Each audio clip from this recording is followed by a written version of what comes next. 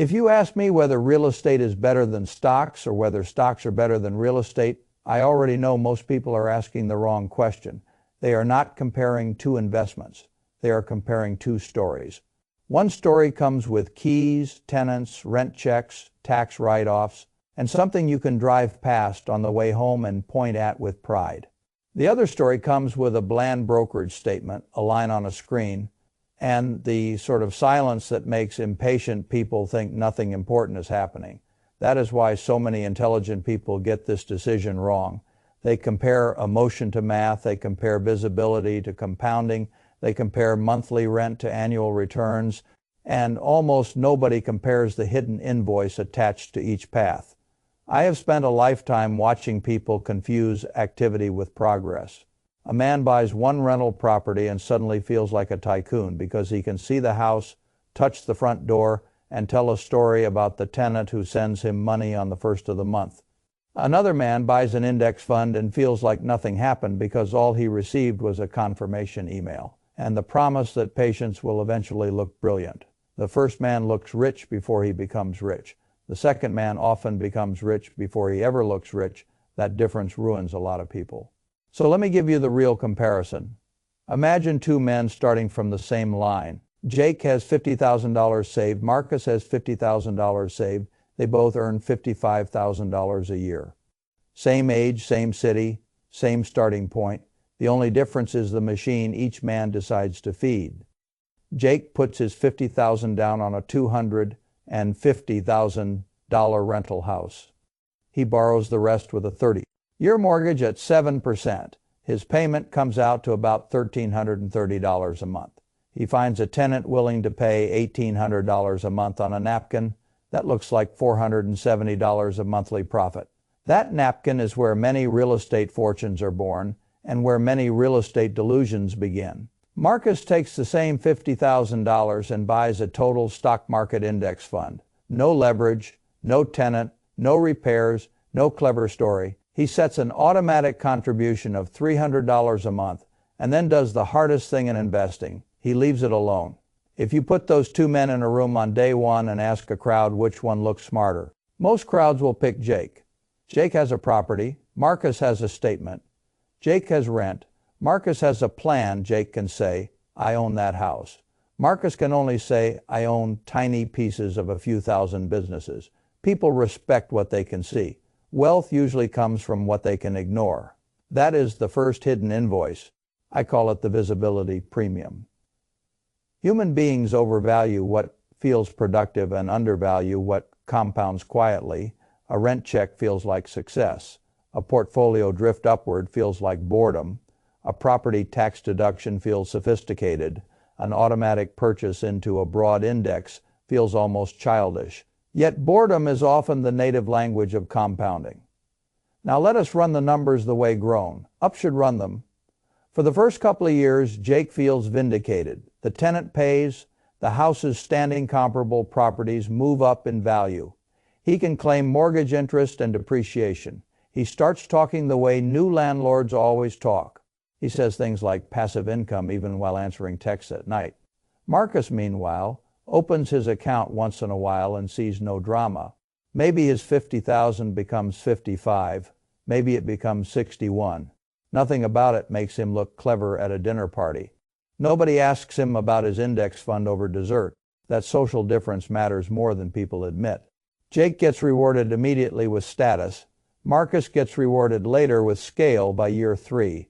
Jake has collected roughly $64,800 in rent.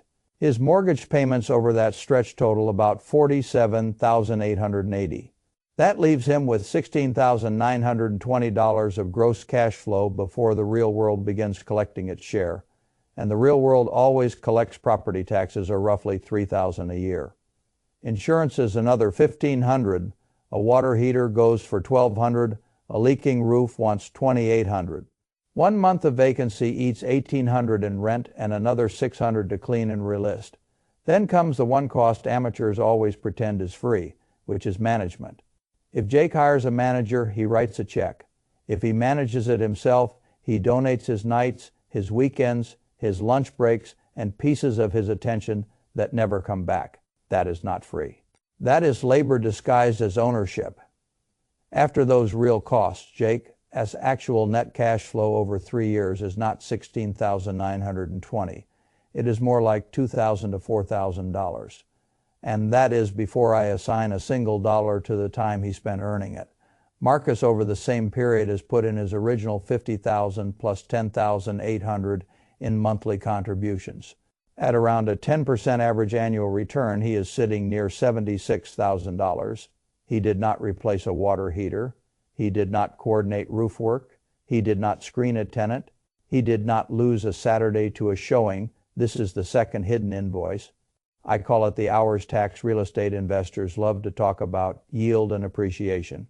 They are much quieter about the fact that small landlords often buy themselves a second job and then forget to include the wage.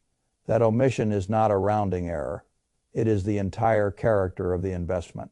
Now, I want to be fair because real estate has one enormous advantage, and it is a real one.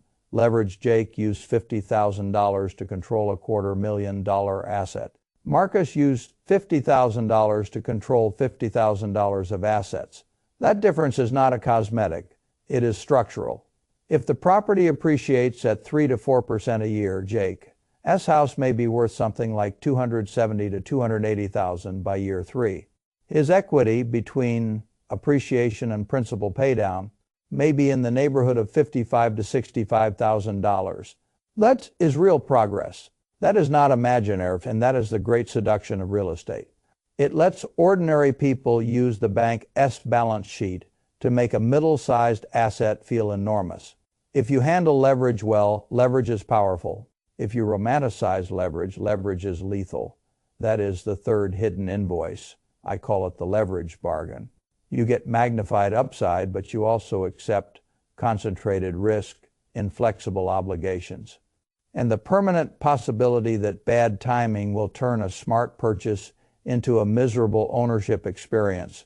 When people say real estate creates more millionaires, what they usually mean is that leverage creates bigger visible winners in long rising markets. That part is true.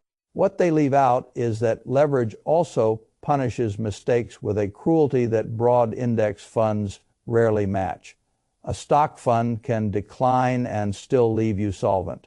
A leveraged property with vacancy, repairs, and a bad tenant can turn a confident owner into a worrier very quickly.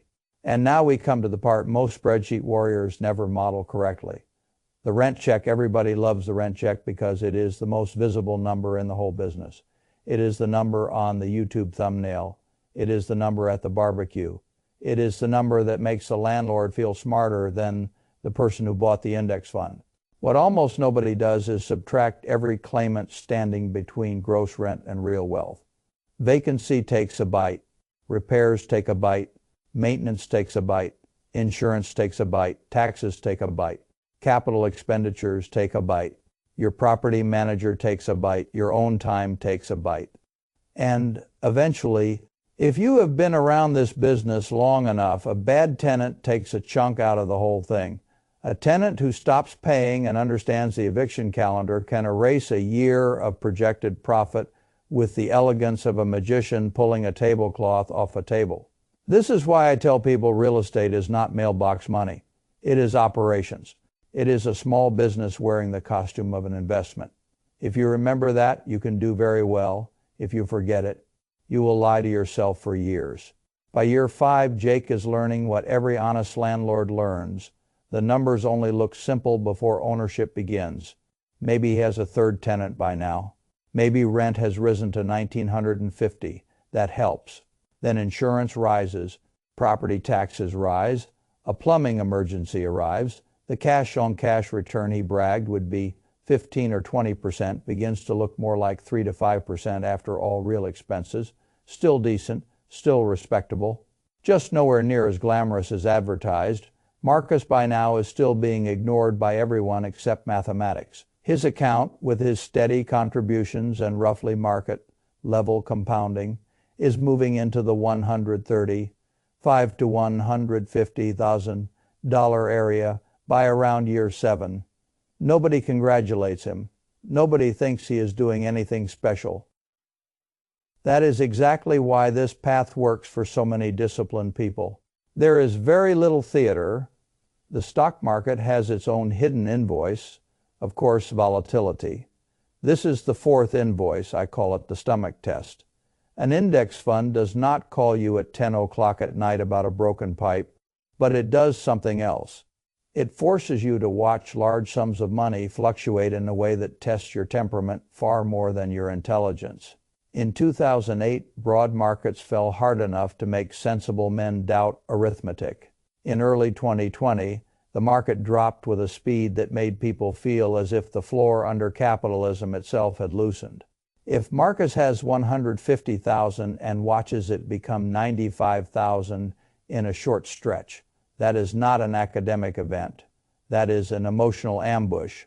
Most people do not fail the stock market because markets fail them. They fail because the market shows them a price lower than the one in their head, and they convert temporary volatility into permanent loss by selling at the moment fear feels most rational. So let us be honest. Real estate charges you with effort and concentration. Stocks charge you with patience and emotional control. Real estate says, work, plan, fix, negotiate. Wait. Stocks say, sit down, shut up, and trust a machine you cannot touch. Both are difficult. They are just difficult in different languages. By year 10, Jake's property may be worth something like $335,000 to $350,000.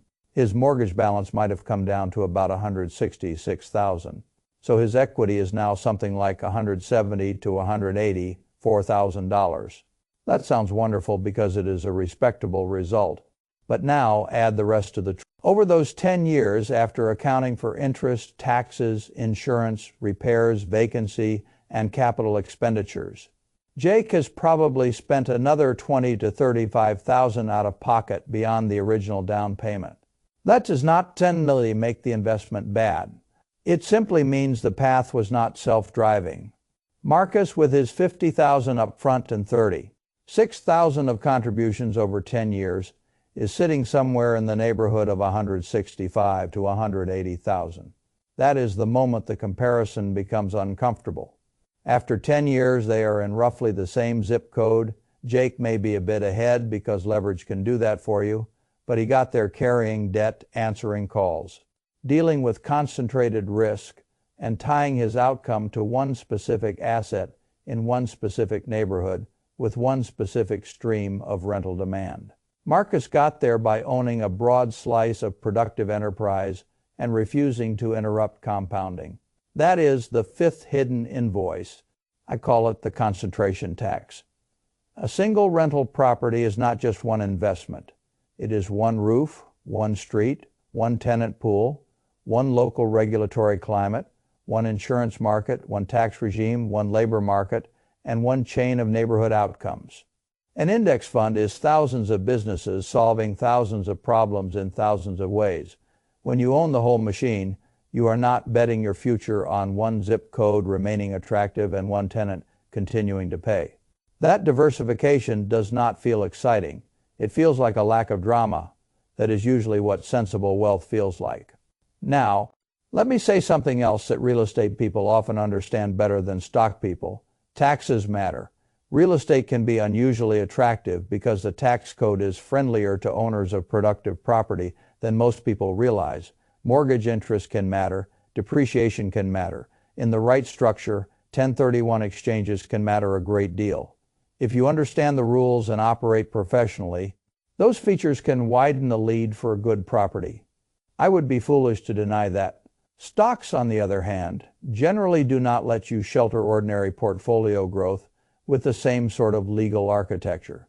You are relying more on tax efficiency, qualified dividends, capital gains treatment, retirement accounts, and the simple majesty of long-term compounding. So no, this is not a sermon against real estate.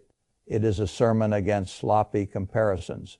If you want to compare real estate to stocks honestly, you must compare all of it. You compare the leverage, you compare the taxes, you compare the hours, you compare the concentration, you compare the cash demands, you compare the liquidity, you compare the emotional burden, you compare the maintenance drag, you compare the optionality, And most of all, you compare the freedom yield. The freedom yield is a concept almost nobody talks about, and it matters more than people think. What is the freedom yield of an investment? It is the percentage of your life the investment returns to you instead of consumes from you. Marcus has immense freedom yield. His portfolio may bounce around, but it asks very little from him operationally. Jake may have stronger bragging rights and, in the right case, better leveraged outcomes, but the property keeps a claim on his attention. You must decide whether attention is cheap for you or expensive.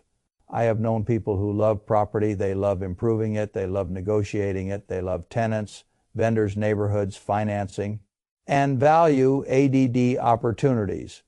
For those people, the hours tax is not purely a tax. Some of it is a chosen game. If you are one of those people, real estate can be a magnificent machine. I have known other people who say they want real estate when what they really want is identity. They want to call themselves an owner. They want the dinner party story. They want the illusion of control. They want the feeling of activity. For those people, the business devours their time and then insults them by underperforming the fantasy they purchased at the beginning. I have known the same split in the stock market. Some people are built for volatility. They understand that ownership of productive enterprise requires tolerance for changing quotes. They can watch values fall without rewriting their philosophy. Other people cannot do it. They swear they are long-term investors until the first serious correction rearranges their confidence. That is why I do not answer the real estate versus stocks question with ideology. I answer it with temperament. If you have strong operational skill, emotional stability, a good market, and the willingness to treat property as a business, real estate can absolutely outrun the broad market. If you do not want a second job, if you value liquidity, if you want diversification, if you want compounding that works while you sleep, if you can survive volatility without sabotaging yourself, then broad index funds are one of the greatest wealth building tools ever handed to ordinary people. By year 20, the difference becomes clearer. Jake S. property might be worth $450,000 to $500,000. If the mortgage is nearly gone or gone entirely, his equity may also sit in roughly that same zone, perhaps $400,000 to $500,000, depending on appreciation, debt paydown, and what happened along the way. His total net profit from cash flow after 20 years of maintenance, turnover, taxes, insurance, and at least one major renovation might end up somewhere in the $40,000 to $80,000 range above what he spent. Marcus, with the same starting $50,000 and his $300 a month at roughly market level compounding, ends up in roughly the $420,000 to $460,000 area. That is with total contributions of about $122,000 over 20 years. The rest is compounding. Now notice what happens if Marcus merely raises his monthly contribution by $200, taking it from $300 to $500. His portfolio can jump into the $550,000 to $600,000 range over that same horizon. That is the silent cruelty of compounding if you ignore it, and the silent generosity of compounding if you feed it. Adding $200 a month to the stock machine has a multiplied effect because every new dollar joins the same low friction compounding engine. To scale the real estate machine, Jake usually has to buy another property, sign another note, accept another tenant base, and enlarge the hours tax all over again. That is why saying real estate always wins is nonsense. That is why saying stocks always win is also nonsense. Both statements are lazy. The better question is this: what kind of wealth machine are you actually building? Are you building a leverage machine, a tax efficiency machine, a compounding machine, a cash flow machine, a freedom machine? You had better know, because each machine pays in a different currency. Some pay in monthly income, some pay in equity, some pay in tax advantages, some pay in time, some pay in optionality, and some pay in stress before they pay in money. There is also a hybrid truth here that many people only discover late. The best answer is often not real estate or stocks. It is real estate and stocks, each doing the job they are best suited to do. A carefully chosen property can provide leverage, inflation sensitivity, tax advantages, and cash flow. A broad stock portfolio can provide diversification, liquidity, scalability, and compounding with almost no operational drag. One can build visible assets, the other can build invisible strength. One can make you feel rich, the other can make you hard to kill financially. I like businesses, I like assets. I like systems that can endure my moods. I like outcomes that are not dependent on my ability to stay excited. That is why I have always preferred machines over stories. If you force me to summarize the entire comparison in one sentence, it is this: real estate can create wealth faster when bought correctly and run correctly, but it usually asks more of you. Stocks can create wealth more quietly and more scalably, but only if you can survive the boredom and the fear required to let compounding do its work. So here is the test I would use before choosing. If you bought a property and the tenant stopped paying, the furnace died, insurance rose, and the city raised taxes, would you still behave rationally if you bought an index fund and it fell 30% in a panic while every fool around you predicted the end of the world? Would you still behave rationally? Your answer to those two questions matters more than any influencer's answer to real estate versus stocks, because the winner is not the asset with the better headline. The winner is the asset you can hold through its full cycle without turning into your own worst enemy. That is the real math, and most people never run it.